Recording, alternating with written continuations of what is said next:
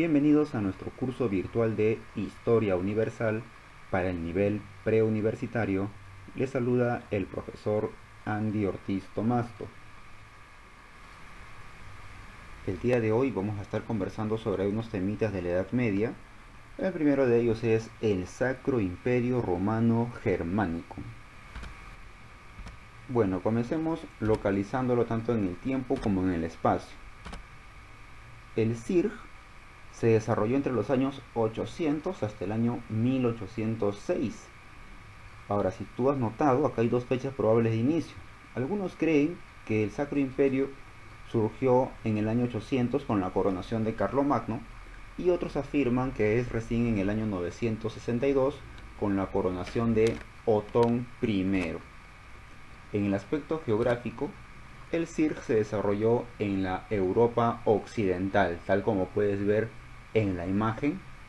Ese espacio territorial de color amarillo viene a ser parte del Sacro Imperio Romano Germánico. ¿Cuál será el origen del CIRG? Pues para ver sus antecedentes tenemos que remontarnos hasta la firma del Tratado de Verdún, en el cual el Imperio Carolingio va a ser dividido en tres: una parte para Carlos, una parte para Lotario y el territorio que nos interesa, que es el reino de Germania, que se le entrega a Luis, apodado el Germánico. Este Luis el Germánico va a afrontar algunos problemas, como por ejemplo, al instaurarse los feudos, el señor feudal tiene mucho poder, gran importancia, mientras que el rey, el gobernador, el poder central, carece de autoridad. A eso se le suma problemas externos, como por ejemplo una nueva oleada de invasiones bárbaras.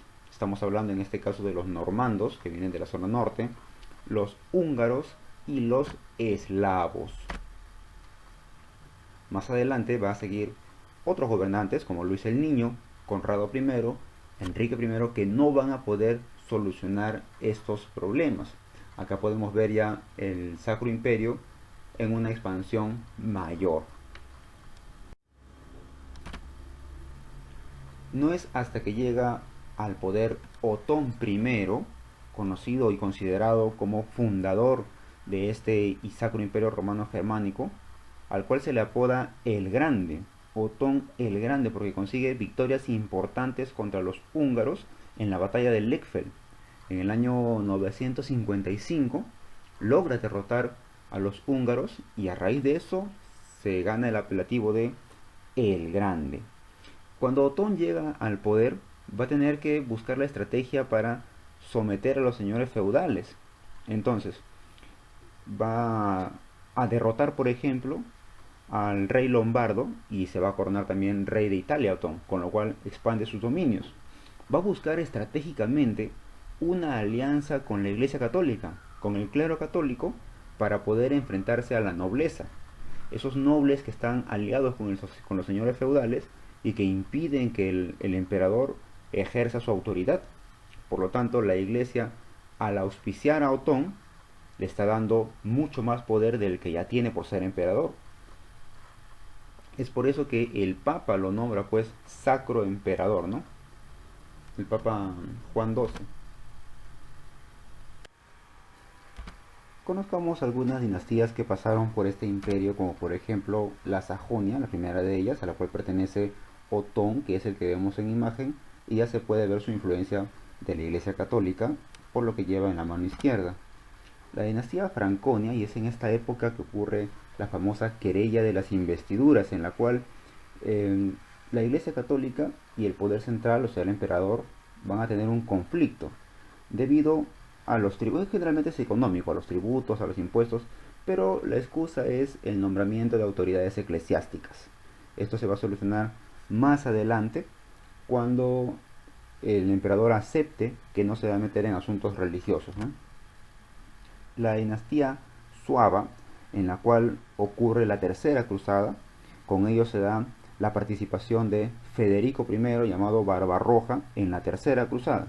Luego de eso seguiría un periodo llamado el Gran Interregno, en la cual va a haber constantes golpes de estado. Luego del fallecimiento del emperador, no va a haber un gobernante que lidere y que sea aceptado por todos, hasta que llegan los Habsburgo y es Carlos IV quien instaura la elección de una autoridad basada en 7 príncipes electores.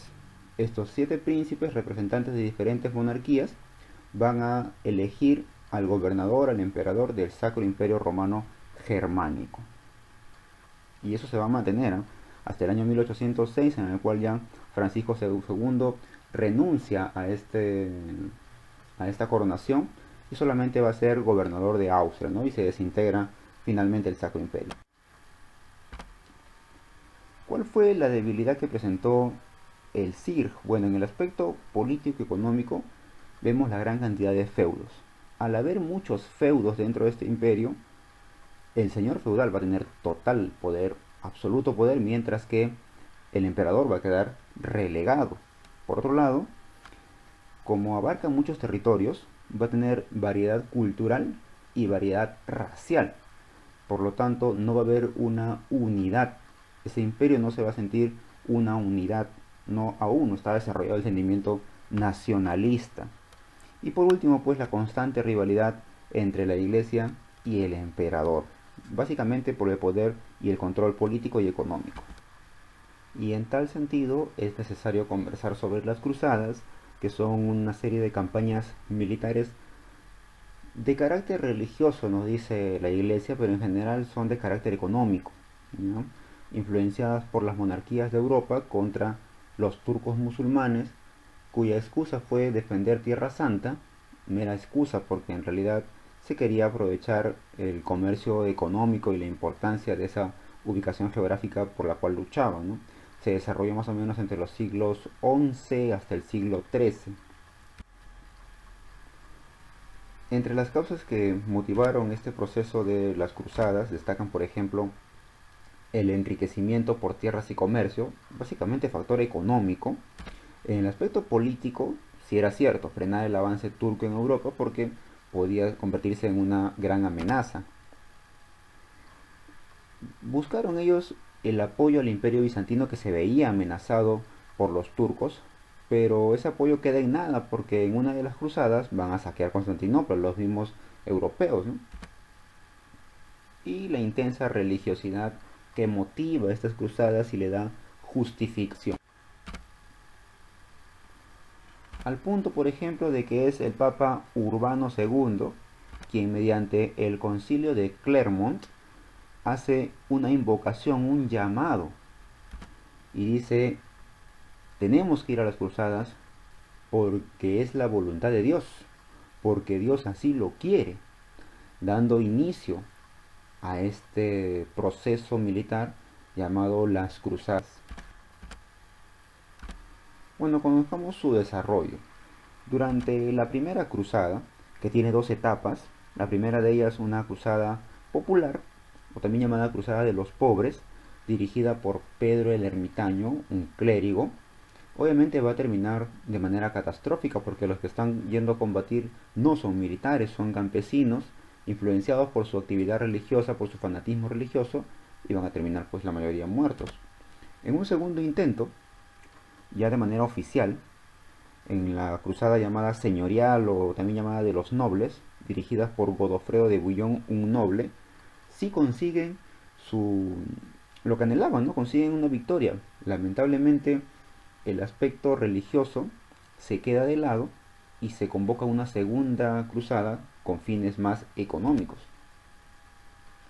Es acá en la que surgen, por ejemplo, las imágenes de los caballeros templarios, una orden religiosa militar que se está ganando de mucha fama en esta época combatiendo en las cruzadas.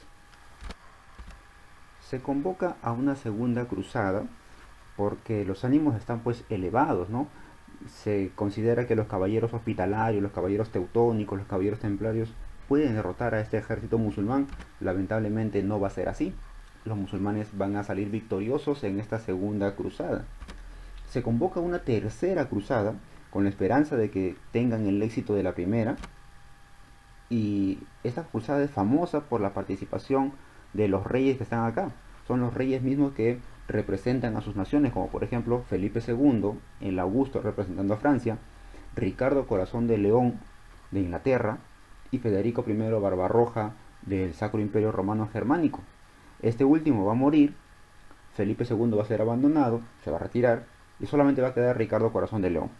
Él va a tener que solicitar un pacto con el sultán Saladino, a quien se enfrentaban en batalla, para que puedan peregrinar a Jerusalén, que ya había sido tomado por los musulmanes en la segunda cruzada. Entonces, lo que habían conseguido en la primera cruzada prácticamente lo perdieron por la ambición económica. La cuarta cruzada es una de las peores que se ha podido evidenciar, ya que el ejército europeo católico, estando en Constantinopla, en vez de enfrentarse al enemigo, esperarlo y cuidar de esta ciudad, simplemente la saquea. Constantinopla es saqueada por los cristianos. Por lo tanto, se pierde mucha riqueza cultural, religiosa, y eso va a traer problemas políticos entre estos dos gobiernos, ¿no?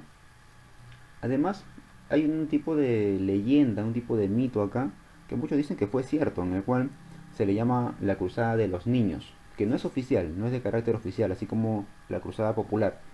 Y un pequeño solicita al rey ir a la cruzada solamente con niños, porque el ángel se le ha aparecido y le ha dicho que si van con puros niños van a ganar. ¿Con qué van a ganar? Con el amor de su bondad, ¿no? Con la fuerza de su bondad, con la fuerza de su inocencia. Obviamente al rey no les da autorización para que salgan. Estos niños insisten nuevamente, pero los reyes le niegan, rechazan su solicitud y estos niños convocan a unos adultos para que los guíen hasta el campo de batalla y ellos puedan luchar sin armas, ¿eh? Solamente con su amor, su bondad y su fe. Muchos creerán que llegaron al campo de batalla y murieron, pero ni siquiera llegaron al campo de batalla, porque estos adultos que los contrataron, a medio camino los vendieron a todos los niños como esclavos. Y ya en la convocatoria a las últimas cruzadas, desde la quinta hasta la octava, porque son 8 cruzadas, fue un total desastre para el ejército occidental. La religión católica vio aplastada todos sus intereses y el ejército musulmán consiguió victorias constantes. ¿Y qué consecuencias generó esta derrota en las cruzadas? Bueno, el debilitamiento de los señores feudales, el principal, porque ellos patrocinan, motivan, van a las cruzadas y son derrotados. Por lo tanto, los siervos que están bajo su cuidado y su protección, ¿cómo se van a sentir? Obviamente desprotegidos.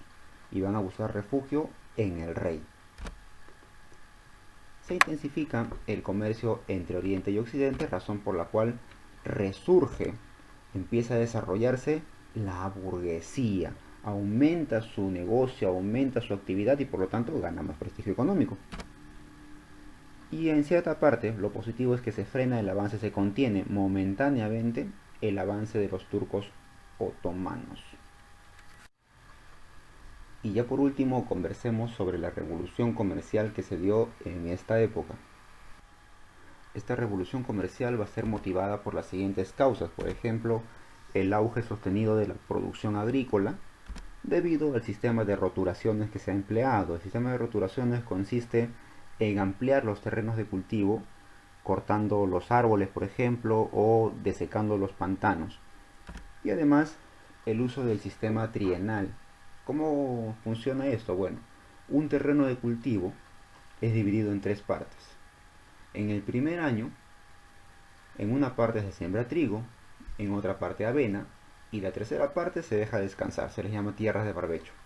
Al siguiente año va cambiando, donde se sembraba trigo, ahora se siembra avena, donde se sembraba avena, ahora se deja descansar, no se siembra nada, para que la tierra recupere sus nutrientes, se le llama tierras en barbecho, y donde se descansó primero la tierra, ahora se siembra trigo. Y el tercer año se sigue rotando. De esta manera hay 3 tipos de cultivos y cada 3 años se va repitiendo de manera cíclica. Además, como están bien alimentados, la población va a aumentar. Hay un aumento demográfico. Mucha población. Se ha renovado el conocimiento debido a que durante las cruzadas muchos sabios bizantinos y árabes han salido huyendo de estas guerras y han ido a parar a Europa.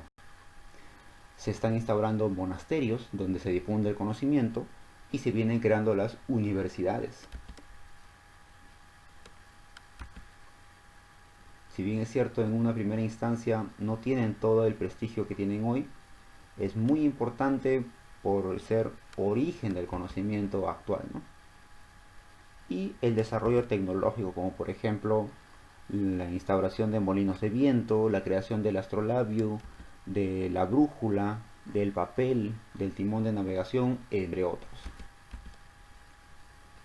Aquí ocurre el renacimiento de las ciudades con la manufactura. La manufactura es la transformación del recurso en nuevos bienes. Es común hablar en esta época de los talleres artesanales, estos artesanos que se dedican a producir, por ejemplo, zapatos o panes o ropa. Cuando se agrupan, forman gremios, el gremio de artesanos, o también se les llama corporaciones. Y acá podemos ver un típico taller de la Edad Media, ¿no?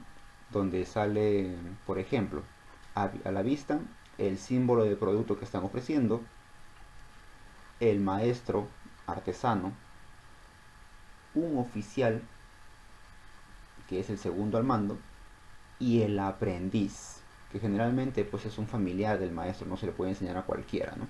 Recuerda, la agrupación de artesanos conforman un gremio. Ya este gremio artesanal ya se detalla más en economía, pues, ¿no?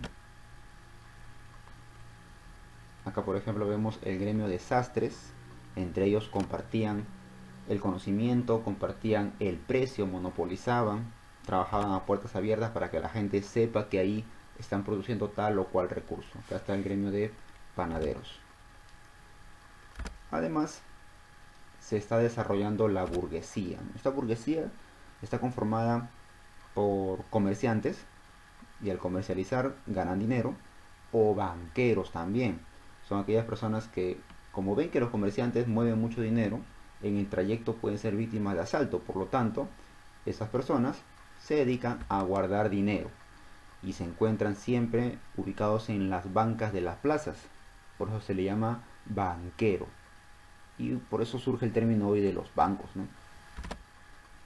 Resurge también el comercio, instaurándose las llamadas ligas comerciales, donde destacan la liga hanseática y la liga lombarda. ¿Qué es una liga? Una agrupación de comerciantes, ya sea por mar o por tierra. Acá en el mapa tú puedes ver las diferentes ligas y sus distintos recorridos. Hay una ruta en color morado que es la seguida por la liga hanseática, que dominaba toda la parte del mar del norte, por Inglaterra, el norte de Francia, el norte de la península ibérica, las rutas de las ligas italianas que dominaban el mar Mediterráneo y las rutas terrestres también. En las rutas terrestres se instauraban ferias, la más conocida, por ejemplo, la feria de Champaña. Y eran pues mercados itinerantes que se instauraban en el recorrido de estas ligas comerciales.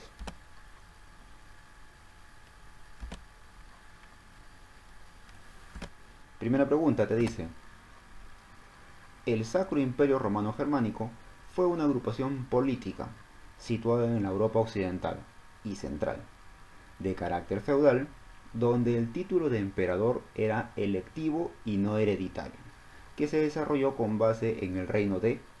Pregunta sencilla, te está preguntando sobre qué reino se funda el Cirj, y tú ya sabes que es Germania. Pregunta 2 te dice: durante la Edad Media fueron la asociación de artesanos que pertenecen a un mismo oficio, controlando los precios, la producción y monopolizando el negocio. Ah, profe, agrupación de artesanos, esos son los gremios o corporaciones. Si te preguntan agrupación de comerciantes, esas son las ligas o también llamadas guildas.